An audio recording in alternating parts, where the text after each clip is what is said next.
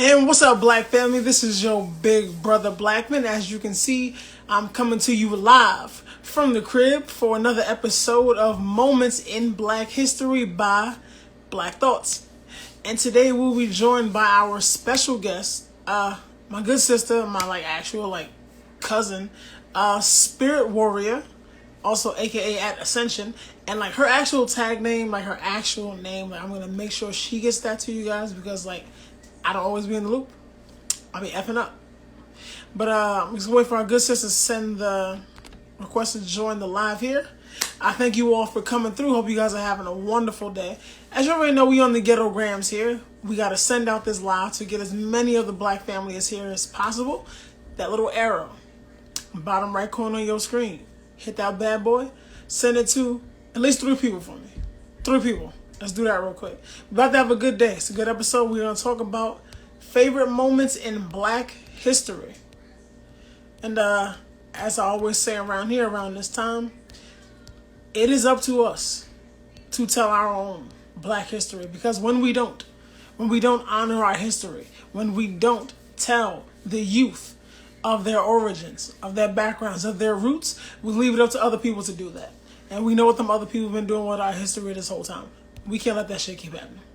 So if you'll join me, we having moments in Black history. We about to get really black, really happy, really loud. It's about to be a family reunion, literally. I just want as many of y'all here as possible. Send this bad boy out. I share the EP, my little study buddy, my little busy bee. There we go. I almost said spelling bee, which would have been dumb.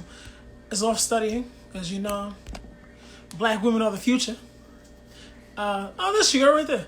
Black women are the future. So she is off getting ready to get some degrees, some certifications and stuff like that. But I'm about to be joined by another young lady that's gonna help keep this ball rolling. It's about to be fun. I say, there we go. And here's a little moment of anxiety when we're waiting for the connection to come through. And wait, what did I do? It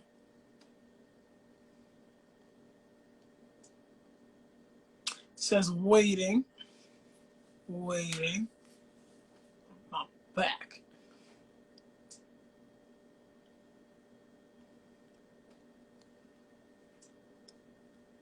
Let's see what's going on here. Awkward moment, Black family. Give me a second. So let's redo this. There we go. I sent the request if you could see. Well, if you could see that, Aset. Y'all already know we gonna get this on. We gonna get this ball rolling, Black family. Y'all know we on the ghetto grams. I'll be effing up. We gonna get this going.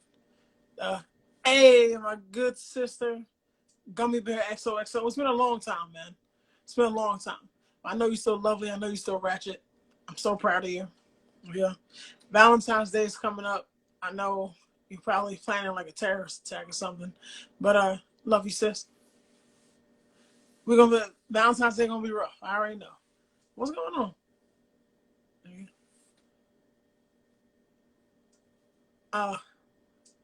I don't know who that thirst trapping lady in the comments is.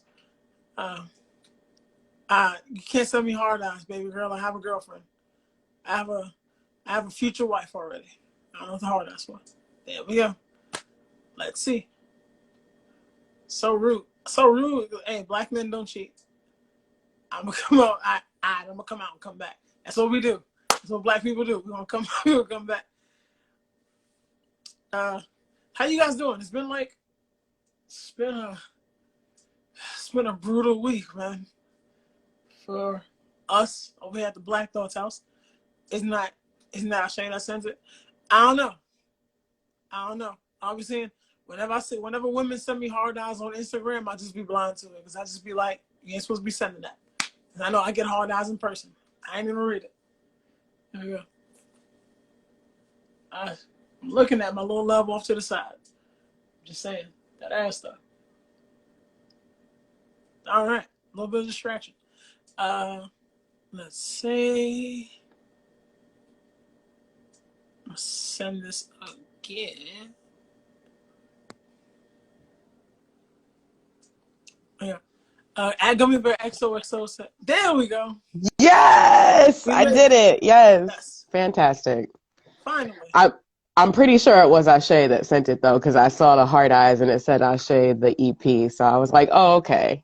Because I was about to be like, who that? I'm just like mentally trained because I know how these Instagram streets are. So whenever I see hard eyes like shot at me, I just be like, nah. Jesus said no. I'm here. I'm here for it. I'm here for it, cuz. Yeah. Try Jesus, don't try me. You know, I hear you. I hear you. Facts. Absolutely. Yeah. Absolutely. You look lovely. Thank you. I try. It's a stressful time, you know, in education and whatnot. But thank you. Yes. Yeah. Also, let the people out there let them know. Give them a little background on yourself. Introduce yourself. Absolutely. Hello, folks. I am Aset. I am actually Bruce's cousin. Yay! Exciting. Woo.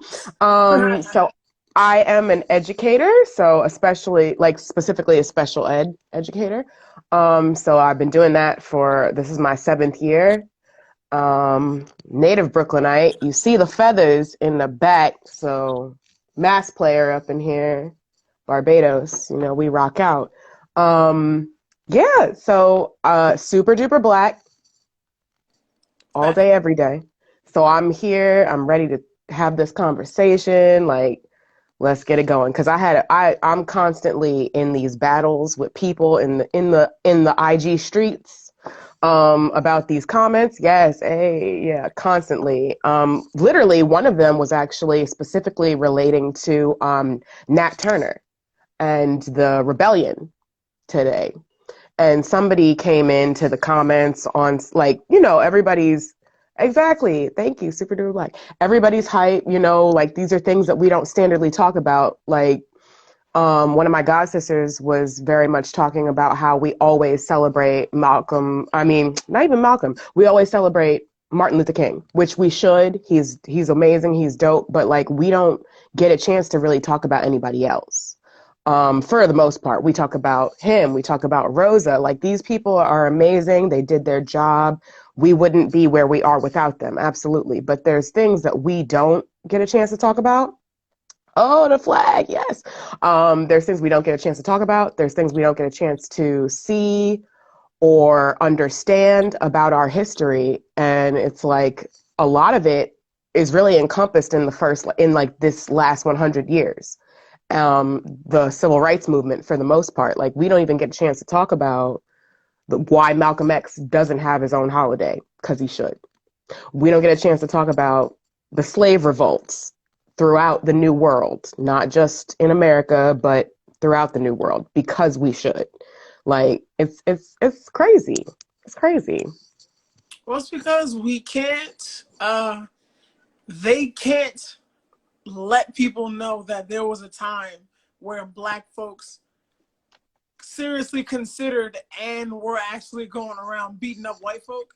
So they don't want, like, they can't put that out there. So then, like, black people today will be like, we can do that. Mm-hmm. So like, I 100%. Yeah, 100%.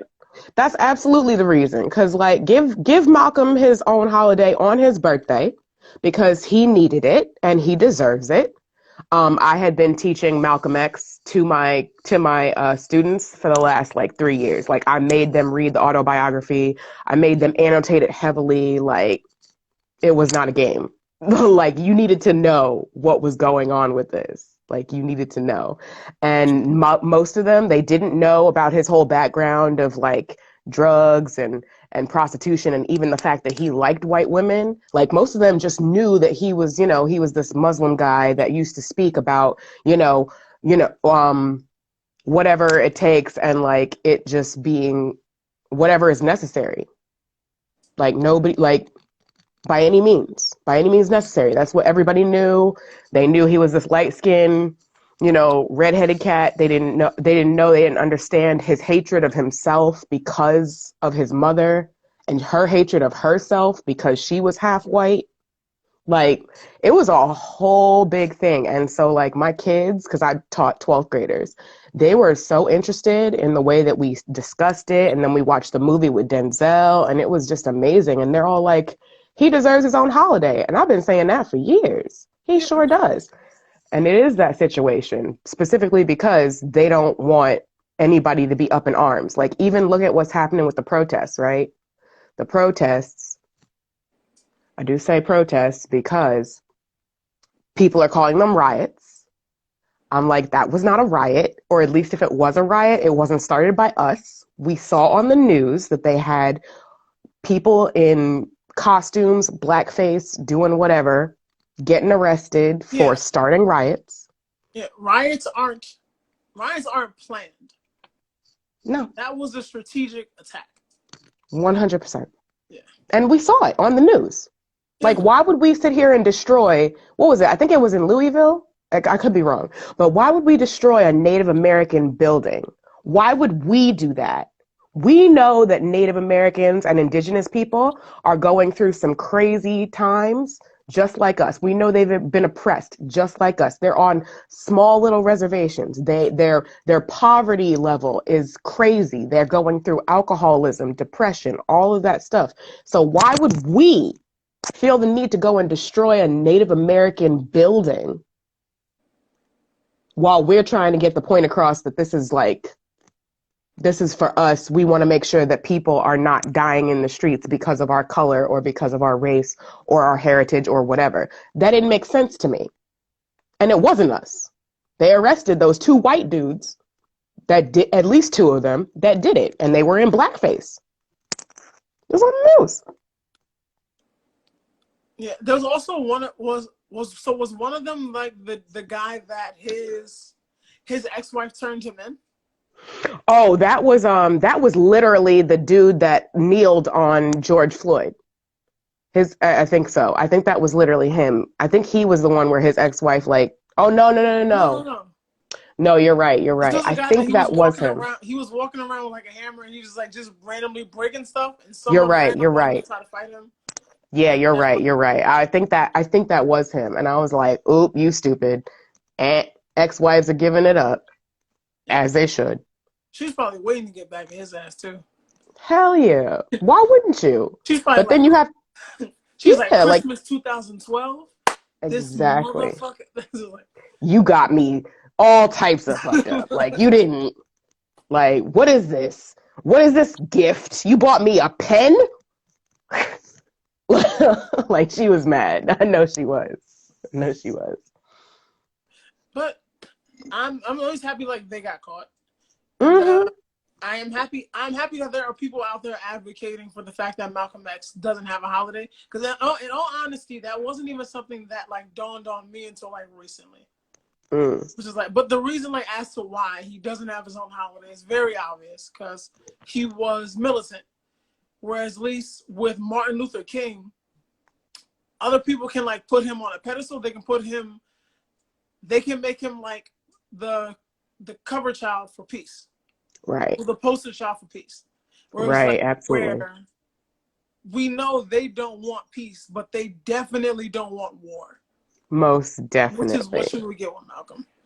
Right. And that's the thing too. It's like, and that's another thing. Like there's been a lot of whitewashing of Martin Luther King. Like we're always sharing those quotes that are just so much about peace and it's wonderful and it's beautiful. But he absolutely used to talk about race.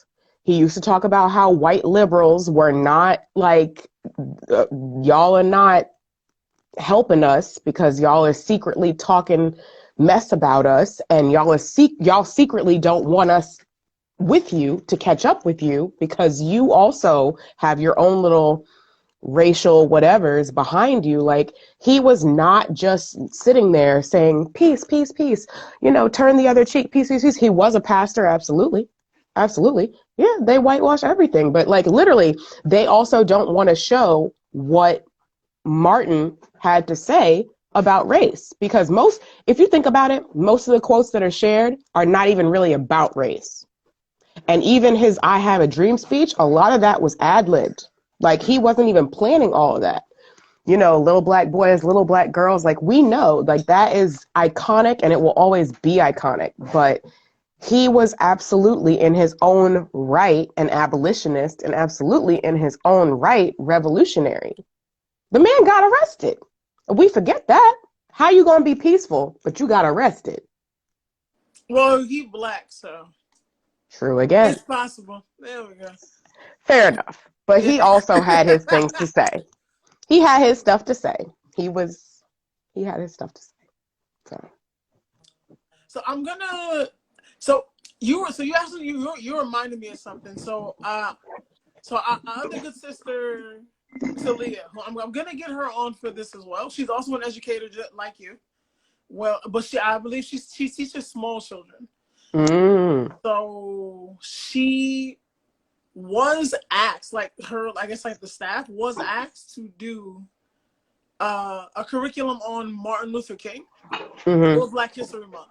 But they were also directed to not mention race or protest. So I'm like, what the fuck? So I'm sorry, I'm like, what else was she supposed to talk about here? The church? Wow. I've never seen him. I know he was a pastor. I've never seen any video of him like in a church. Like at all. Like Kirk Franklin. I've seen Kirk Franklin in church like twice. Only time I saw him in a church was in that Boondocks episode where they brought him back. You remember that Boondocks episode where they brought him back? That's one of my favorite ones. That's the only time that I have ever seen him in a church talking about. Yep. He was like they both the McRib back. What do they think of next? That shit. All of it. I was like, dang.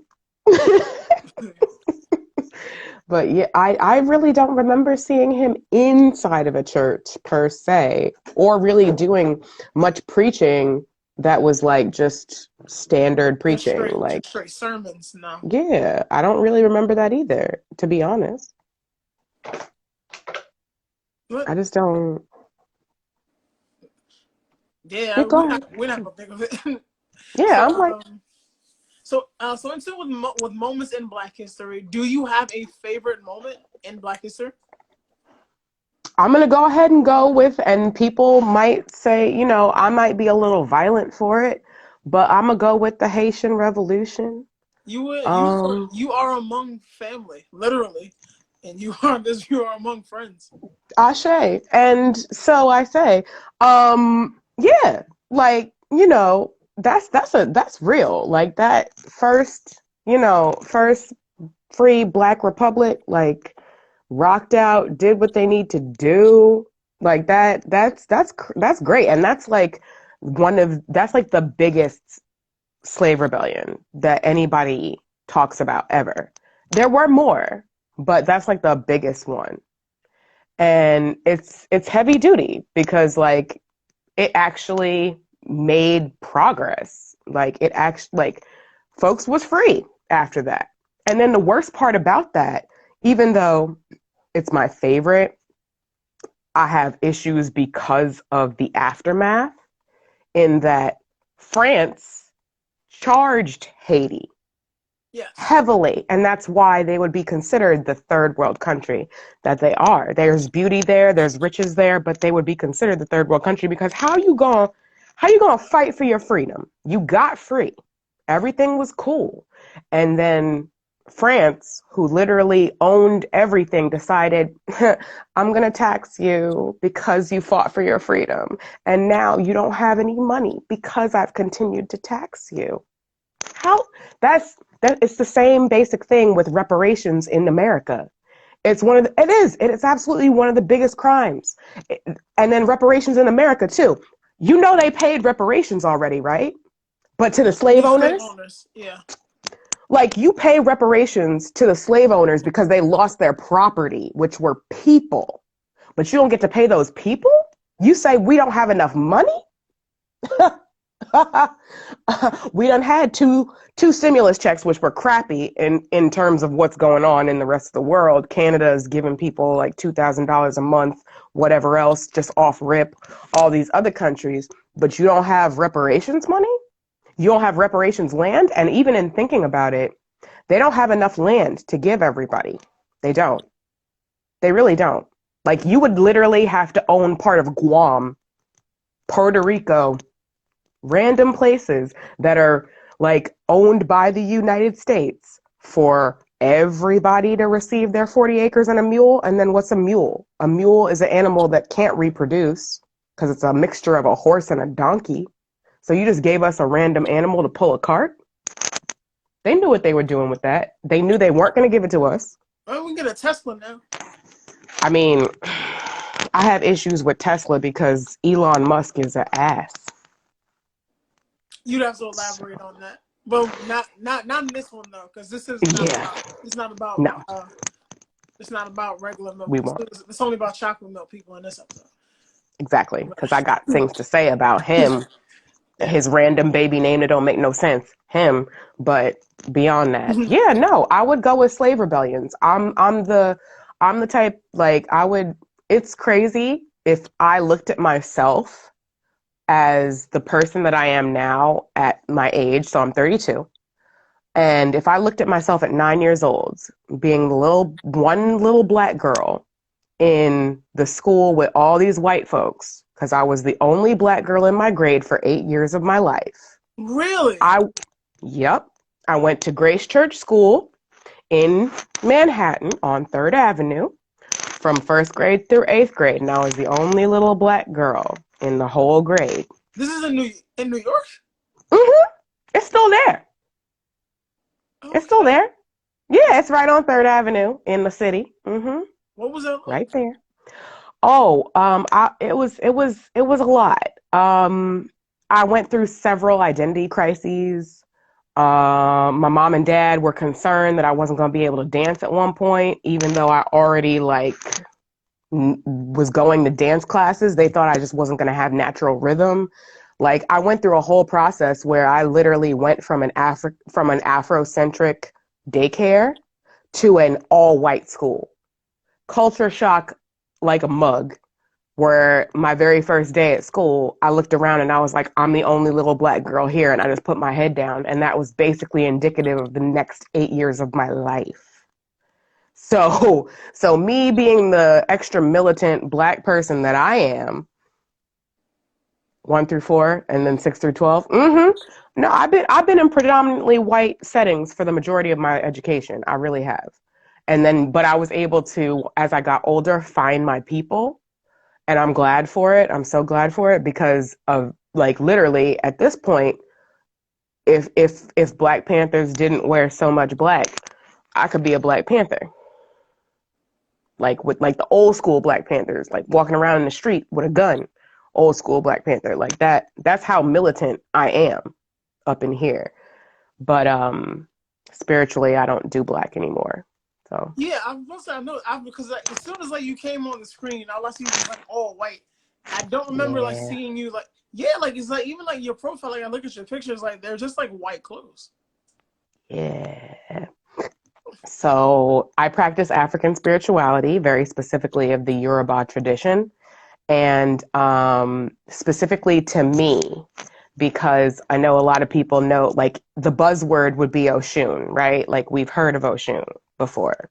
We hear about Beyonce and Beyonce's Oshun and blah, blah, blah, and all that stuff. Well, to be honest, I'm honestly... You haven't heard of it?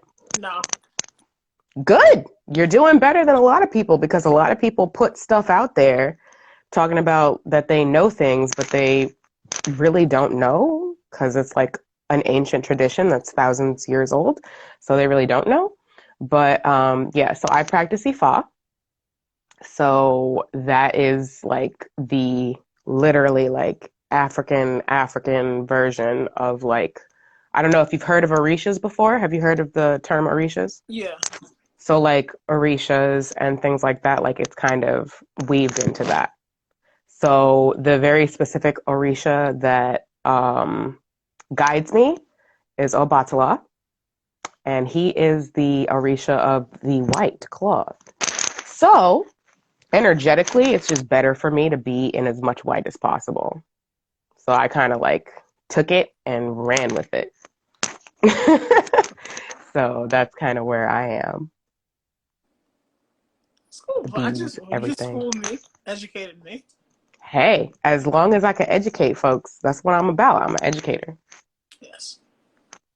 So that's why Ashe's name, I'm like, that's fantastic because like Ashe is a very important part of the practices of ancient Africa, and very specific to the Yoruba tribe, which can kind of go in different directions diasporically.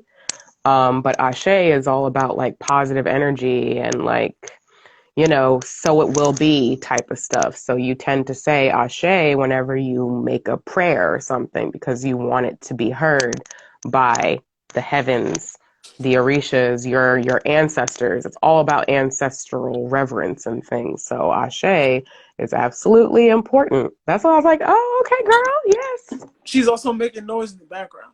I know, because she know what her name means. Yes. Like, Ashe. She knows what her name means. That's right. So we have this another. and there's another C, right? Even That's like thing. I don't know if y'all have watched Black is King, right? No, Beyonce, right? Yeah. No, I have not. Okay. Well, there's a song called Water. And it's her and like an African artist. I cannot pronounce his name. I think it's Satiel, and Pharrell. And she sings about it, but she actually says Ashe like consistently in the chorus. So if you look up Water, she says it a lot. I never got a chance to look because it came on In the summer. Yeah. it was like on Disney Plus, Hmm. right? Yeah. It's a great song. It's one of the things like I have, and it's just for like the kids in my family. Like I just give it to Hmm. them. Like You should watch it because it's still on there. It's literally like it better being be a on there. I pay for person. Right, exactly. No, it's still on there. I watched it multiple times. Like being a person that practices African spiritual traditions, like looking at it and the iconology, Beyonce either knows something or she did a lot of research because there's a lot of stuff in there that I'm like, Yeah. okay. So, oh, you watched it 11 times? Is that Michaela? Hey, boo. That's one of my former students, ain't it? It sure is.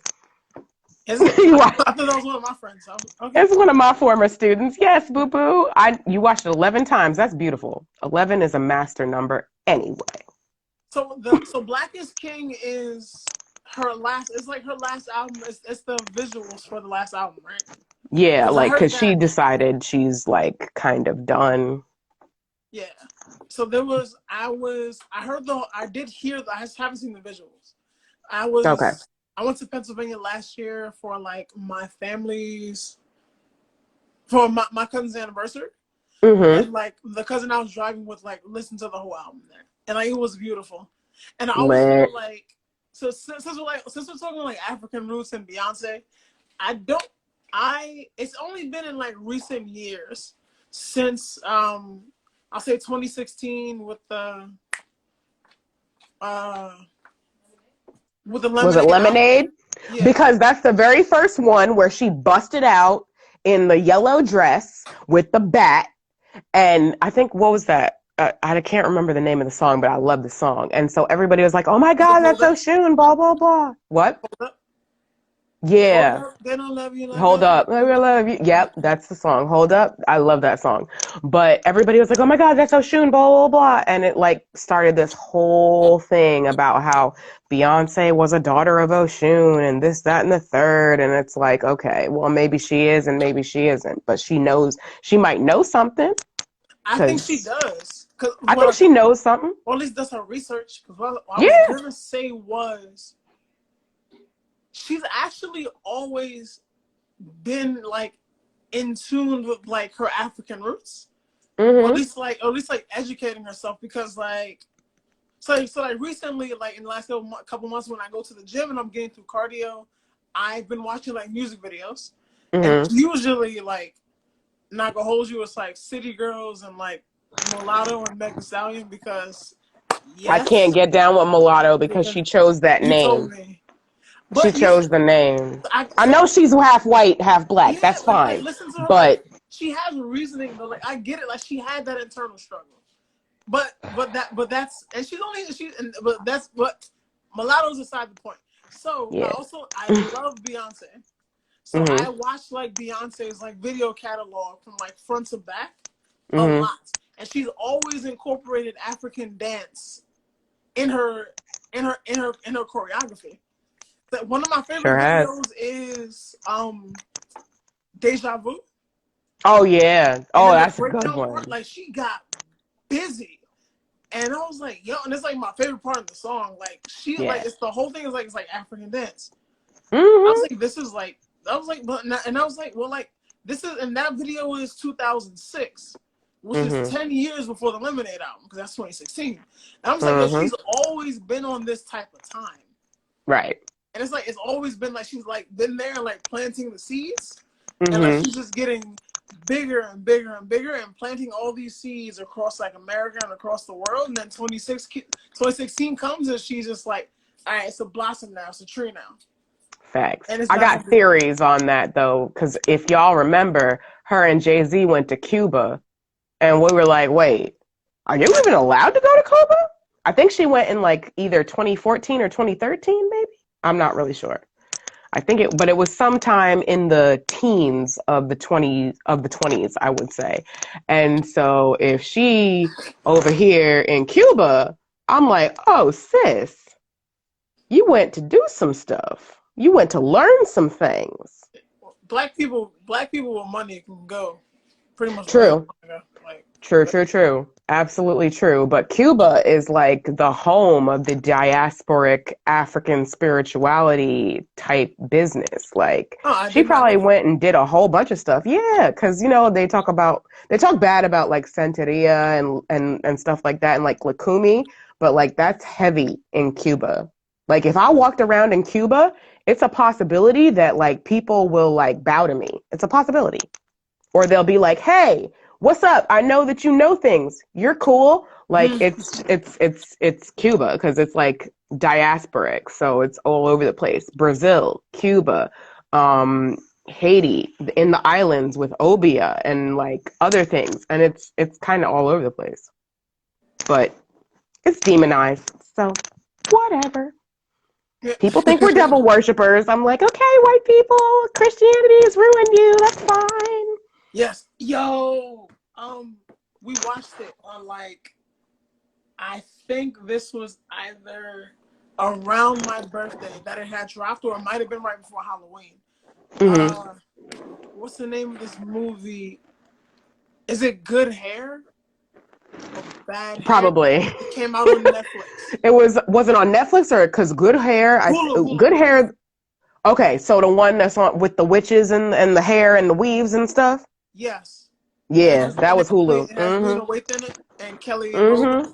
Kelly Rowland looked Mm-hmm. beautiful in that, by the way. That was She Kelly sure Rowland. did. Killing it. Bad Hair. Yes, it was Bad Bad Hair. hair, Yep, very yep, bad, yep. bad hair. Because I was like, Good Hair was the documentary with Chris Rock. So Yes, I was like, wait, there but we I go. know what you're talking about. Yeah, Bad Hair. Mm-hmm. Did you watch it? Yeah, I did. It was So, hilarious. and I know, so you probably love the scene too, where the main character. So, for anyone who didn't see this movie, you should go see it. It's Remember, the main interesting. character, her uncle was a college professor, and they were reading a book about like African spirituality, and she was like, "Don't you guys think you're like reading like too much into this?" And he just like he He just schooled her. read her for filth on the He fact that really did. like they have Americans, well, America, or just say white people have brainwashed you to the point where you just assimilate yourself to their customs and question your own and demonize it on your own. And I was just like, yo, this is lit. I'm gonna find that and post it, and 100% lit. hopefully Instagram doesn't take it down like a B word like it always does. But that was a good read for filth. That Oh one. yeah, that's super valid too, especially because like we really think about so many things. Like if we talk about it, like when a aunt or uncle or grandparent or whatever passes away, you always still want them to watch over you, right? That's ancestral reverence, which is literally what like ancient African traditions are based on, recognizing your ancestors, you know, because they're the ones that are watching over you. That's the whole thing. And so and then even we can take that back to my favorite moment in history of being the Haitian Revolution, in which they actually state that even if you don't believe in the spiritualism of it, what is it? Dutty Bachman or Book? I can't say it right, but was supposed to be a voodoo priest, and he was leading the charge in the Haitian Revolution. And the just spiritualness aside, the ability for slaves to believe in something that was rooted in their home, in their culture, in their anti-whiteness and anti-Christianity was enough to be like, this is a driving force for us to unite, and we got to get the F up out of this joint. Like that was like a heavy duty situation. And a lot of people don't really realize it because they all think that it's a lot of hooey, which, you know, I'm not saying that, you know, some people do believe in spirit world, some people don't, whatever, that's got nothing to do with me. But the fact that it's a practice that was rooted in non-whiteness was really what drove the slaves to be like, I'm uniting because we used to be free. Our moms, our grandparents, whatever, however long they had been there, they used to be free. This is something that we are not supposed to do. So this is something that we should be doing, because whatever we're not supposed to do by society's law clearly is something that we should be doing, at least in that particular, like in those auspices, because, you know, we talk about murder and stuff like that, and like that's not cool, right? Like we know that. But in this particular case, it's very much driven to don't believe in anything that we don't tell you to believe. Don't believe in this, you know, the Bible states that slaves should love their master. And Yeah. coincidentally, that's the only book that slaves were allowed to read, if they were allowed to read. So we think about these things, right? So, you know, that's the only book that you're allowed to read, but it's telling you that you should love your master and obey your master. Otherwise, you're not being a good person. But on the other hand, there is a space that you should be paying reverence to your ancestors, because otherwise you wouldn't be here, which is 100% factual. You know, all these other things. So, folks, so like literally, a lot of people do attribute the voodoo practice to working out with the Haitian Revolution, whether they believe in mysticism and spirit and like spirit realm or whatever or not, because it was something that was able to unite the African slaves against what they were dealing with. So another thing, so since you brought up like the Bible, which Mm-hmm. is in my like study in my studies of it like now, and like being older and just realizing certain things. So one of the issues that I have with the Bible and kind of Christianity as a whole, and I can see like its role in slavery and post-slavery, especially today, and like because there's white guilt, there's also black guilt, where like Mm-hmm. our black people that feels like, well, like, hey, all these things are like in the past, we should just let it go, without acknowledging the residual effects of it that are still going on today, Yeah, and that's in our DNA. and It's called epigenetics. and the reforming of it, where it's just like, hey, we're not slaves in chains in bondage all day, but we are the majority of the prison population. We're mentally slaves too. Yes, there we go. So Mm-hmm. one of my issues with Christianity, like as a whole, and like the Bible, is the emphasis on forgiveness.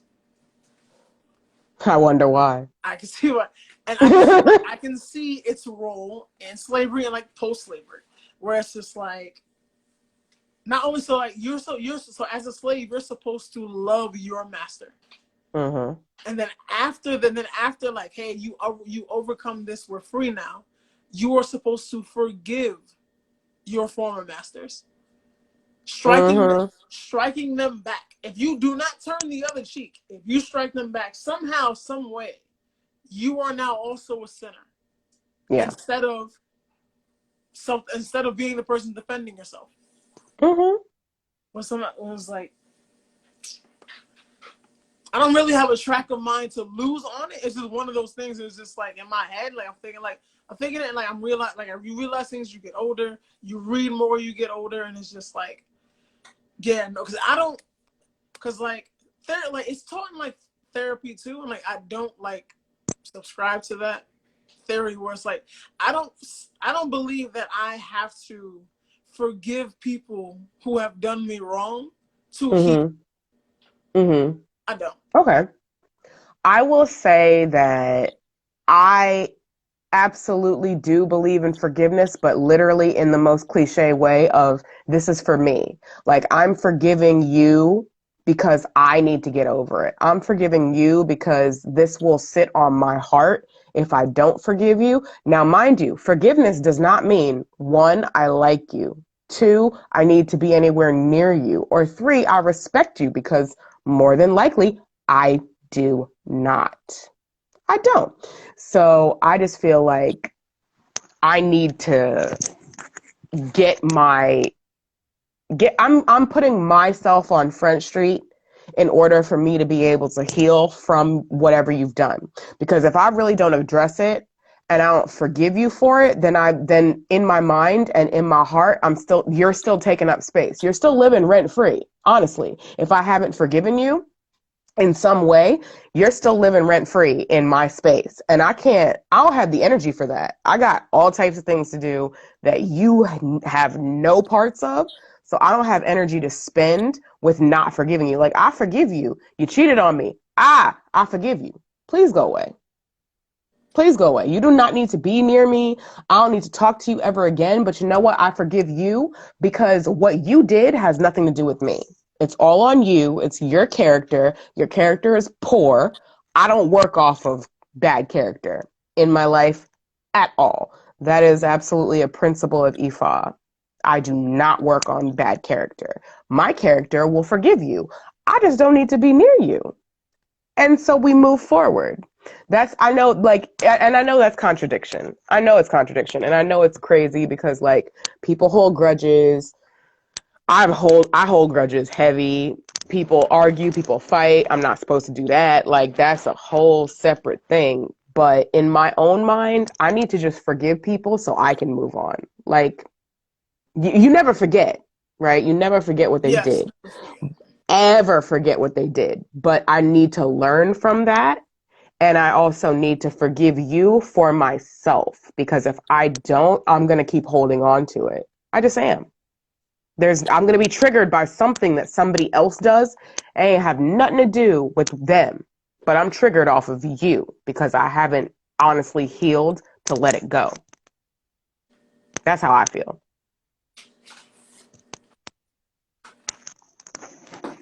Sorry, my loved one's over there.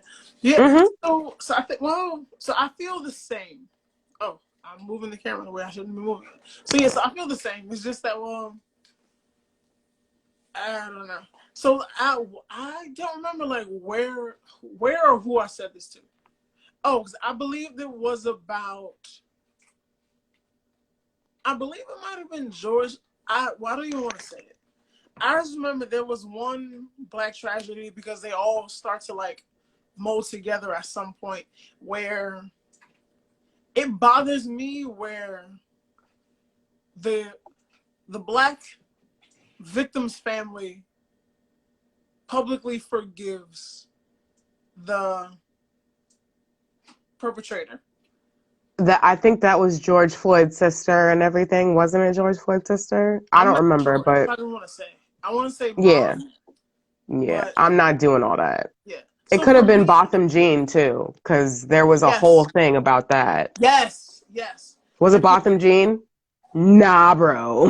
You came in and you shot my son and or brother and or cousin and or whatever while he was eating ice cream on his couch. At no point in time am I sitting here and forgiving you publicly. I'll forgive you for my heart, but I'm not sitting here and allowing it to be said that I forgive you to everybody in the world, because now not only do I look crazy, but now you think that whatever you did was okay. No, sweetheart, you were racist in the first place because they found text messages and all that jazz on your phone about you saying racist stuff.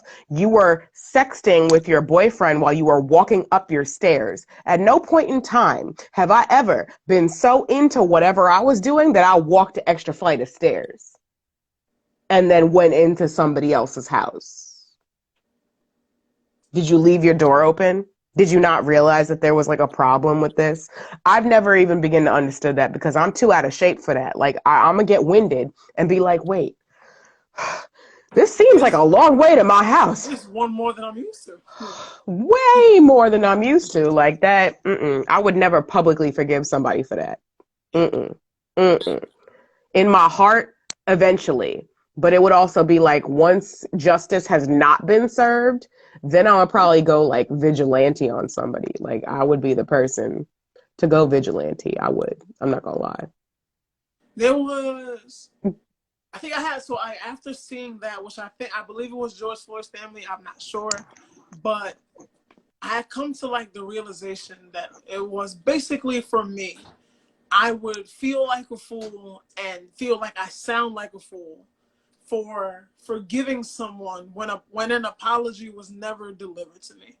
Right. And that's like, valid too. You haven't shown any remorse over this. You're excusing your actions, which is like in this case is murder. And then Dr. Jean's case, murder.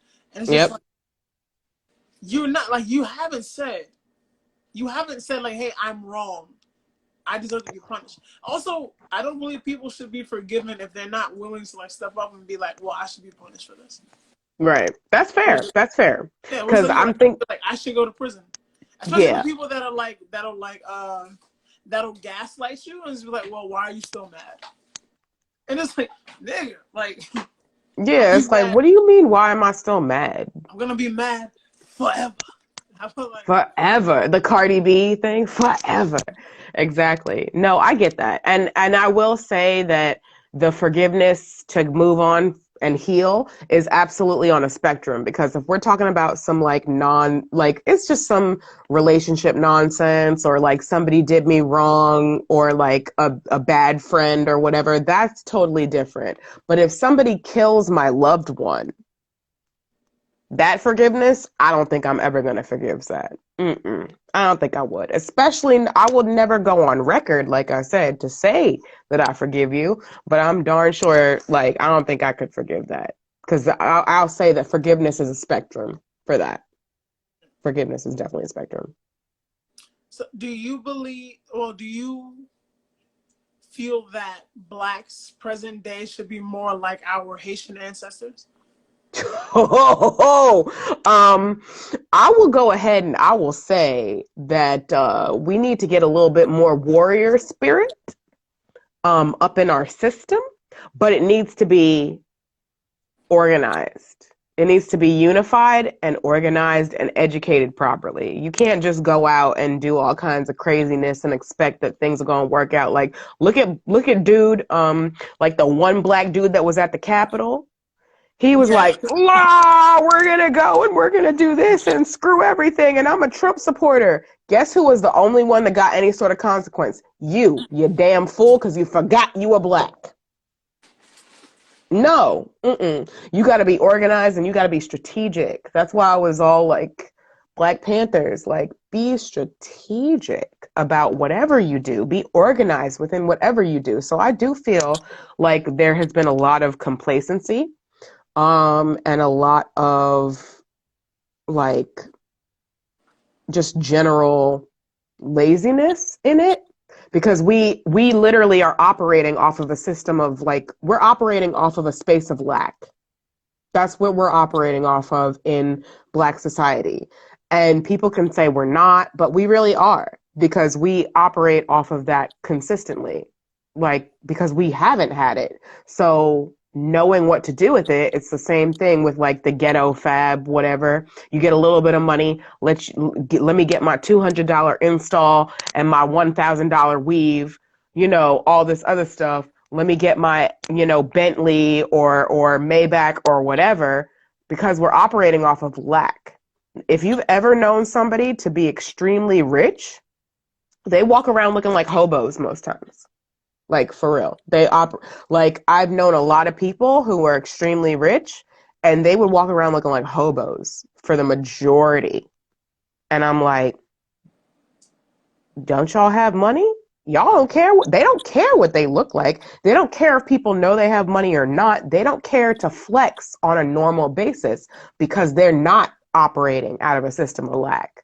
We are. So it's like, you want these material things. Absolutely. Sure. Live your life. But what is that going to do for you in the end? You're spending $400 on a pair of sneakers. You could have put that into your stocks to make more money. You could have saved that for a business. You could have saved that for your kids, whatever else, to have generational wealth. So we work off of a system of lack that I feel really, really needs to be put out into like the world and needs to be explained, because we do not typically get education in financial literacy anyway. And we need it, because the only way that we're going to actually progress and succeed is financial literacy. We need to own our finances, so our economy.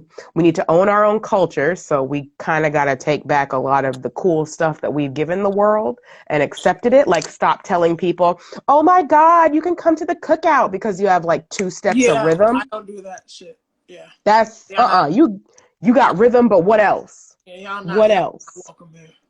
No. Like, it's cool. Like, it's cool. Like, I love you. Yeah, that's great. There's some spaces that you just can't, like. Yeah.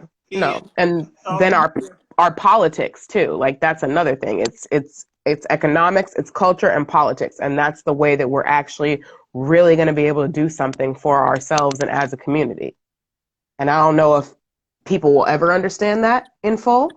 I don't know if people will ever get to that point in full, because we might get to an economy space, but then we have to also make sure that we're organized and make sure that Tulsa doesn't happen again. Make sure that the Seneca Village doesn't happen again. All of these flourishing Black communities where white folks heard, oh, this is great.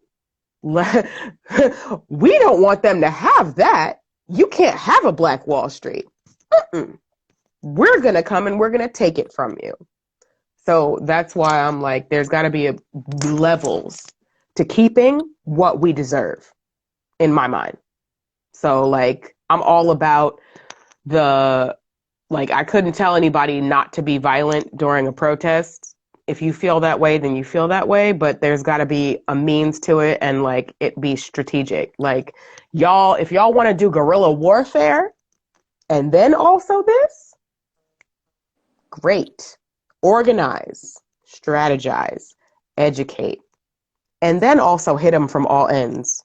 Hit them in their pockets, hit them in wherever you need to hit them. F Track Fiend, or maybe Eve Track Fiend, I apologize if I got that wrong, said, if you haven't already read the ISIS Papers by Dr. Francis Cress Welsing, you're hitting all the points in the book. Wow. You know what's really funny? Aset means ISIS anyway. So ISIS is it's the culturally appropriated version. The Romans came in, they were like, look at all these Egyptian gods. They got some funny names that we can't pronounce. I'm gonna call you Isis. No, the ancient Egyptians called her Aset. So look how that worked anyway. Look at you, look at the reincarnation. I'm in a good family.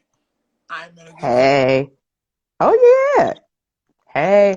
So, it is what it is. Yes. All right. What Malcolm was doing with the Nation of Islam? Absolutely. But then we also have to remember another thing that people don't realize is that Islam is not necessarily an African religion. It was brought in like the 7th century. There's arguments about Christianity too. So we'll say, if we want to take it there, Islam was in North Africa. Christianity might have been in Africa too. But it was not used in the same way to oppress and control until The white folks came in and was like, you got to be this. Or even the Islamic people that like came in and decided to own Egypt. You got to do this. This is how you do it. Otherwise, Because literally, I don't know if you know, but like when slaves were brought to the New World, they were like tested. Like, do you eat pork? No? Because that's how they knew that you weren't Christian. Because either you were Jewish or you were Muslim or you were something else. So they would just be like, because that means you're going to be a problem for us. We're going to have to try to break you to convert you. It's a whole thing. It's so deep and it's such a mind bleep. I'm trying to bleep myself. It's crazy. It really is. And it's just madness. It's madness. The things that they have done to us over the hundreds of years, it's just too much. It's a lot. So, do you see brighter days for Black folks? I do, as long as we can get it together. So I better because do you see it in our lifetime? I'm 30. You're 32. I see brighter days in that we are coming into our own. So it'll be brighter than it was, but I can't say it's going to be the brightest. Because also, I'm not 110% sure how long humanity is going to last just based on how badly the planet has been destroyed. We got polar bears going extinct. You know that they have like 2 African rhinos or something like that somewhere. I just read not too long ago, and both of them are girls. You got 2 left and they're both girls. Guess what? They're going to be extinct soon. Like, there's so many issues with what's happened with the planet. Again, that's colonization, because we not sitting over here trying to do all that. Africa's riches being destroyed and taken by America, Europe, China. Africa's like actually one of the richest continents in the world, if not the, based on resources, diamonds, all types of stuff. But we don't get to keep it. Black folks don't get to keep it because everybody else is taking it. Take. So I don't think we over here trying to like build all these factories and all kinds of other nonsense that's just going to break down the ozone layer if we would. So I don't know how much longer humanity really has, but I can at least hope that it'll get to the point where I don't have kids yet, but I can at least hope that it'll last until at least my great grandchildren are here. And I'm hoping that by that point there will be equity. Equality means nothing to me. Really, it does. Separate but equal was a thing. Was it separate? Yeah. Was it equal? Hell no. Hell no. You got textbooks that were like 40 years back. That's not equal for kids. No, it's not equal. But I'm all about equity. And at this point, I'm all about building my own table so I don't have to ask for it. I don't want a seat at your table. I want my own table. Matter of fact, give me my own catering hall. Thank you. That's where I am.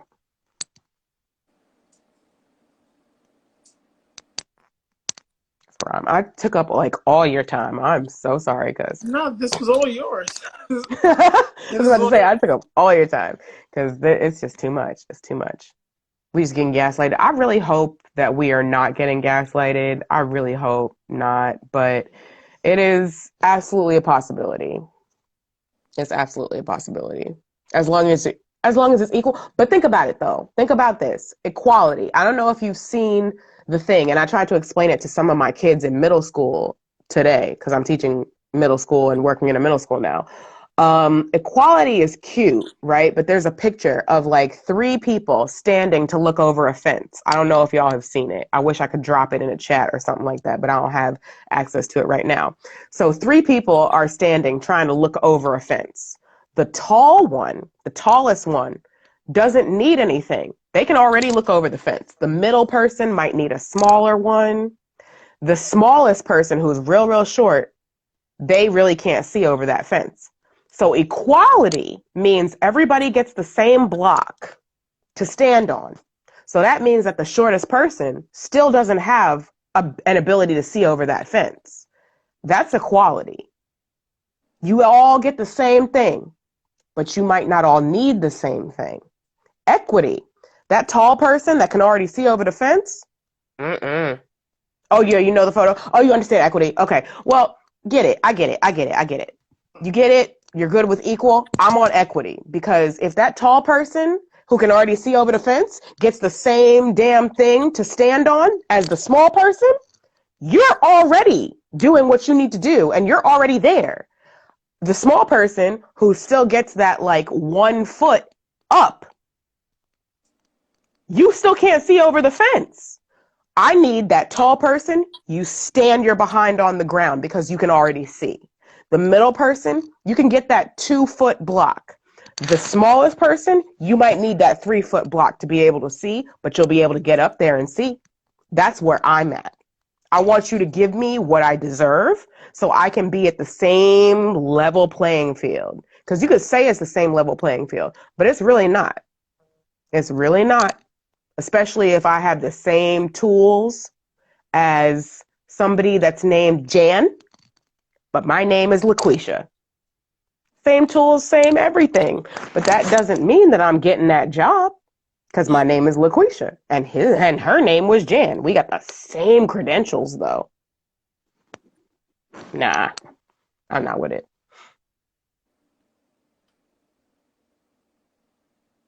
I believe they're just. I've never known how to pronounce her name. I just keep saying Onika. I don't know how to pronounce her at. I believe they're just speaking about equality. Ethereal Nika? Maybe? I'm sorry. Yeah, I just say Onika. She doesn't Okay. seem. If we're in a burning house that's against us, what do you mean? Because I mean, in reality, like American society is a burning house that we're already in at this point. Pretty much. Like it's a burning house. Bars. Like, We should be okay. separate economically. Okay. Now, Yes. see, that is a thought, right? Because black spending power is heavy duty. Yes. But what is that, like 2 billion or something like that? Somewhere in there. It was. The black dollar stays within the black community for the shortest amount of time. Yep. And that's a problem. That's a problem. And I do understand though where that can come from because like even black businesses have difficulty. Oh, I'm gonna address that in a minute. Black businesses have difficulty getting the resources that they need for things to be able to be as inexpensive as we would like them to be. Like they don't get the same supplies or the same connections for supplies for their businesses. So things might have to actually cost more for them to make a profit. So that's another issue. That's absolutely another issue. We're all human, no need to be separate. That mindset, to me, will only keep the issues going.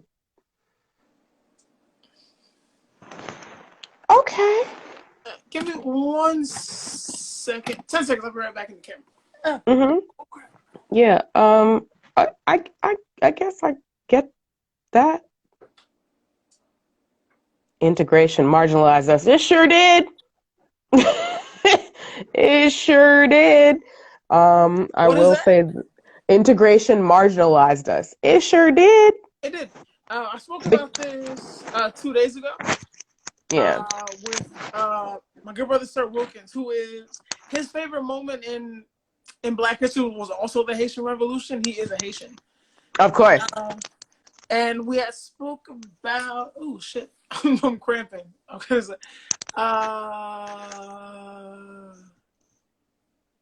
Yeah, where was I going? So one of my favorite figures is Booker T. Washington. Okay. And I had likened Master P to Booker T. Washington in this conversation. Because he was about assimilation. Okay. Which is thing, like in my research, which I found out, this was like 6 months ago, where it's not the Rainbow Coalition, but the Rainbow Foundation. No, the Niagara Project, the Niagara Foundation, which was up north, up here, was later developed into the NAACP. Who got fooled by a white woman that swore she was black, but she wasn't. In present day, too. Yeah. Yeah. Okay. So the NAACP was kind of formed to basically battle against Booker T. Washington's Negro Business League in the South. Adorable. I guess, is this the Industrial Revolution where blacks were leaving the time period, I may be wrong, where blacks were post-slavery, blacks were leaving the South to pursue Reconstruction area? Yes. Because a little bit, because Reconstruction did a number, but yeah. To pursue factory jobs up north. Booker T. Washington supported blacks staying in the South and taking over the farmlands. Okay. And supporting black-owned businesses, because this is still the Jim Crow era. We had no choice. We had black barbers. We had to go to black doctors, black restaurants. We had no choice but to support our own.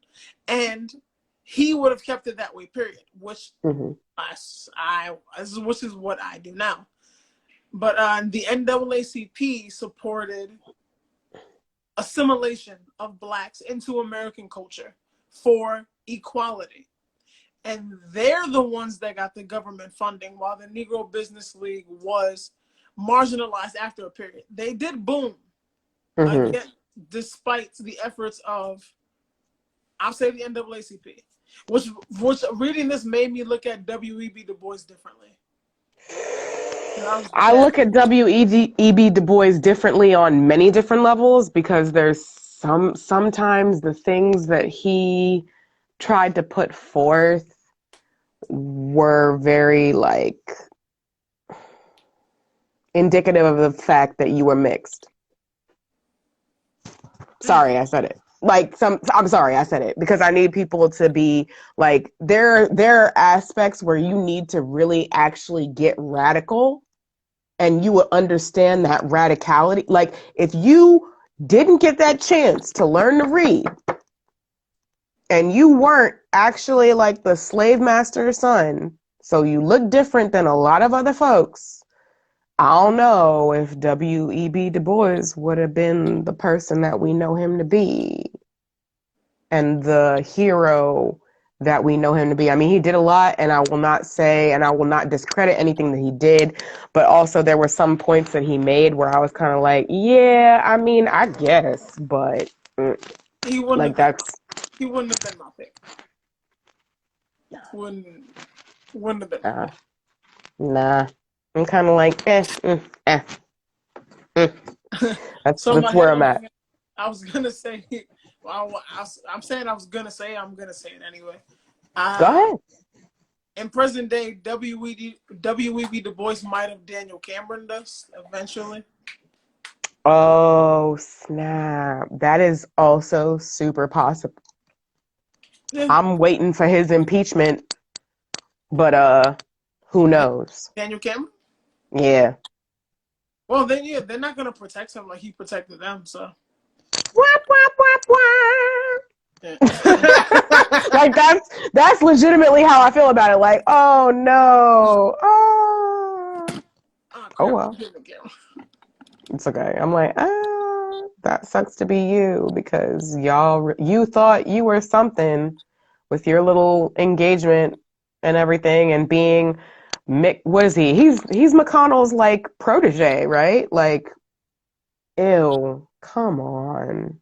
Of all things, ain't all skin folk kinfolk, and they keep saying it, and it continues to be true. The exact thing I was just about to say. It continues to be true. 50 Cent, Lil Wayne, I can't get down with them anymore.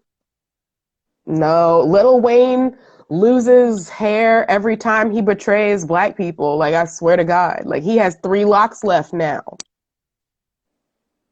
3. 50, the ancestors are not with it. I was trying. Well, 50 had a statement that he made after that. I'm not gonna lie. I wasn't as mad as 50 at 50 as I was at Lil Wayne.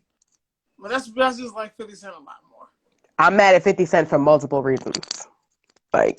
He was, listen, if somebody says they got shot, you got shot like 50, 11 times, believe them. Don't make fun of them. So him on the Megan Thee Stallion shooting, he was a jerk. He was making fun of her. He was putting up memes about how like Boys in the Hood memes with her face on it as Trey when he was getting shot. Like, I'm not with 50 Cent. So he wanted to mock her for that. I missed all this. He is extremely colorist. Like, I can't Yes. get down with 50 Cent. Like, I'm done with that. I haven't even watched what is it? The book 2 for Power, Ghost or whatever it's called, Yeah. with Tariq. I haven't even watched it. I'm good with him. I'm not giving you ratings. I'm not Did you doing watch? anything for your Did you watch pockets. the first one, Power? Did you I watch I, I absolutely watch Power. I used to love Power, but I can't do it now. Mm-mm. this is what we need more of, where this is accountability for our best and brightest for when they disappoint us. Yep. Because honestly, I don't think like you not watching it. I'm pretty sure like I'm just gonna say it's not gonna hurt him because there's No, still it's not. people doing it. There's still It's the plenty of people same thing. watching. Yeah, But if we absolutely. had more of this, because I had done this same thing with UFC fighter Jorge Masvidal. Mm-hmm. I loved Masvidal. Mm-hmm. Like that was my guy. I was gonna I was going to his fights every time he had a fight coming up. Myself and Dashe will go. She Mm-hmm. had said the same thing I said after it. He came out in support of Latinos for Donald Trump. Pick me, pick me, pick me. Prepared out a whole rally. Basically, he was like, he said Latinos had strived under Donald Trump, and there was no need for us to turn our back on him after he had been there for us. So he only wanted to put y'all in cages. He only wanted to put you in cages. Yeah, and he's just like, now it's like our time to get what we want and what we deserve. We've gotten it under Trump. We shouldn't change. So I watched that. I was like, I am not watching this thing. I'm like, so I almost said N-word. I'm like, I'm not watching this. I'm not watching him again. I'm not ordering a pay-per-view. I'm not going to a bar because if enough people are gonna go to the bar's gonna order it. I'm not watching his fights. And the last fight I saw him was before he said that. Mm-hmm. And he got beat up by an African man. A Nigerian. About Kamaru Usman. I wish it was worse.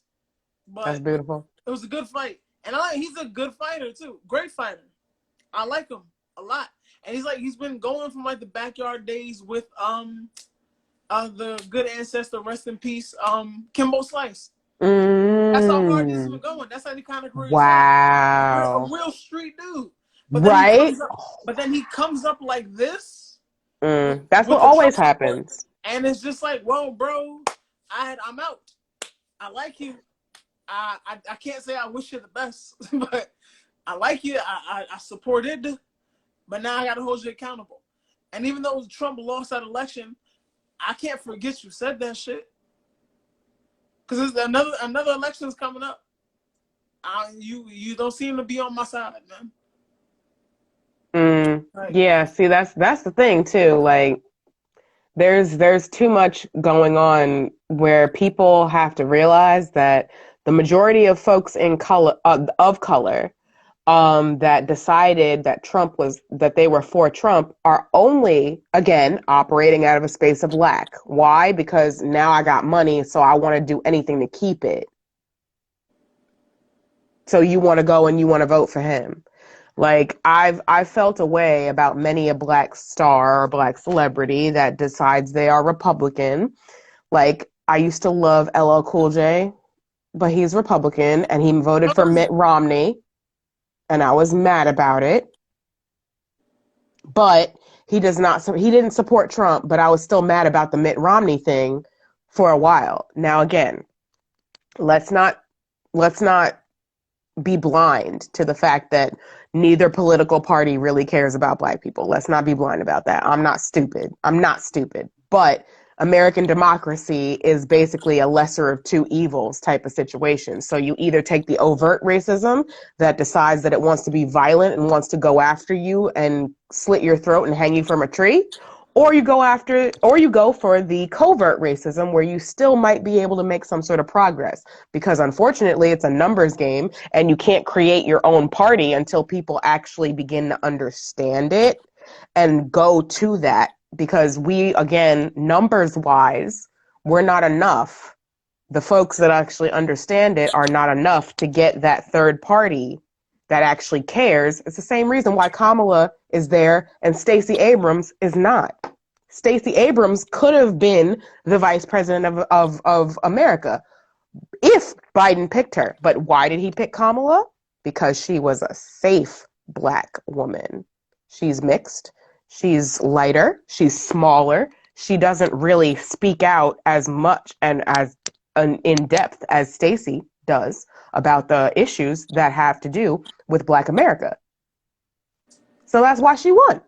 That's it. That's why she is his running mate. That's why she is the VP. And I've been saying that for forever and a day, because Stacey is a little round, dark-skinned, gap-toothed, short-haired but natural-haired Black woman who actually cares about Black people, or at least that's the platform that she runs. Were they going to put her in the White House? Hell no. Not as the VP, because if something were to happen to Biden, he old. He old. He's old. She going to be in charge. She going to be in charge. So there are many things that I have to say about Kamala and Joe, but we had to get rid of Donald and Pence. We had to. As many times as that fool was impeached, and he was impeached, y'all, he was impeached. Once it's a movement, it's impeachment, period. Once it's been brought up, he's been impeached. So he's been impeached twice now. But Senate has to actually act on it and convict for a removal, for someone to no longer be able to run as president. You lose your pension, and Senate has never done that. They didn't remove Clinton. Nixon resigned before he was able to even be fully impeached. Johnson, it was a dub for him too. Those were the three before Trump that were actually impeached, but they were legitimately impeached. No one was removed by Senate though. No one. So we have to remember that just because you're impeached doesn't mean you're automatically gone. Senate has to do the work. And now Senate is a Democratic majority, quote unquote, I guess, but with Kamala as the breaking for everything. I don't know what's going to happen with that. We shall see. We shall see. But it's a whole thing where we have to really understand how government actually works. Like, impeachment does not mean automatic removal. That's not what it means. So people are concerned and confused about it, and that's where the government leaves us. The government leaves us being confused consistently, because a lot of people don't realize that Donald was impeached already. He just wasn't removed. Because Senate hasn't ever done it in the history of the country. They've never removed a president after an impeachment. Never. So that's many, many issues beginning and going in and out of the government, trying to keep us confused and trying to keep us thinking that the Democrats are for us. They're really not, but they're the lesser of two evils. That's the problem that we have to go with. It's unfortunate. It really is. So I want to thank you for this night. This is a great combo. Yeah. We went down like so many rabbit holes. It's like a great conversation. So many. I don't know how to close. I know, right? It's so many. So many. I am so willing to be back on. Yeah. So whenever. Final words on the Haitian Revolution, if you have any final words on. Final words on the Haitian Revolution. Honestly, continue to get educated about it. Continue to look into it. Continue to understand that anti-colonization is the direction that we should all be going, and decolonizing and learning more about the history that was before colonization is really where we got to go. Like, we cannot sit here and continue to call each other queens and kings and all of that other good stuff until we actually understand and know that that is legitimate facts. You might not necessarily have been a direct descendant, but you do need to understand that the civilizations that came before were lit. Discovery of math, all of these things. Like, you need to understand that, like, we were lit back on the continent. We were lit whenever we were indigenous in this continent based on migration when Pangea broke. Like, we've been lit forever. We'll continue to be lit. We just have to make sure that we know it and we can organize around it. That's about it. That was beautiful. That was powerful. And Thank you. Again, so you want to tag your, well, not tag, but do you want to plug like your IGs and like your businesses? Oh, yeah. Okay, so, this is just my, like, regular one. It's Spirit Warrior, but Ori. Yeah, Ori, it's a thing. But, get in depth, get thinking about it, That one's not that big of a deal, but I am a life coach. Yay! I am a life coach, and I focus very heavily on, like, the way that we as Black people should really start to think in decolonization and, all of that good stuff. So I focus very heavily on that in my coaching, specifically Black women, but Black men are absolutely invited to partake. But that is, let me see, can I even put that in there? I think you tagged it, but I never actually, there we go. Here I am. That's me. That's my business page. So please feel free to look. Yeah, it's okay. But it's Ascension, but it's spelled like Ashe, but like, yeah. So it's a thing. But, please come through. I haven't posted as much content because I've been super duper busy with my job and education, but I want to get back into it. And, I really am all about helping Black people in general in the understanding that, like, we do not start with slavery in the least. And we also need to just really think forward, but also look backwards in that our ancestors are so important to us and should be important if they're not. Because we always, have those prayers when they pass, and then we kind of forget about them after they pass. We know that they're there, but we don't pay reverence to them every single day. But we should. Because honestly, we would not be here without them. We are them. They are us. We are them in modern time. That is all. So we should really focus and pay attention and give thanks,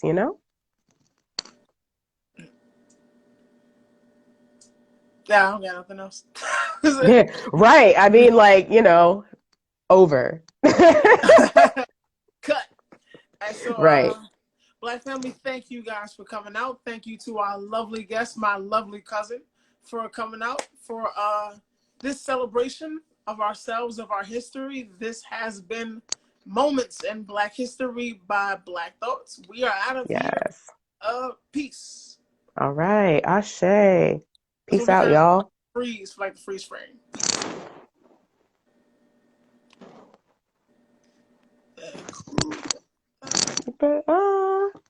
I feel very like anime, like. Are you still there? Yeah, I'm still here. I feel very anime, like. Oh, I didn't know you're still there. Well, this is a cool like little segment because nothing's on my screen now. It just says really? Yeah. It just says wow. Oh no, I'm still here. How do we do this? How do we end it? Nah, it's about to cut off now. Okay, good. I was like, I don't know.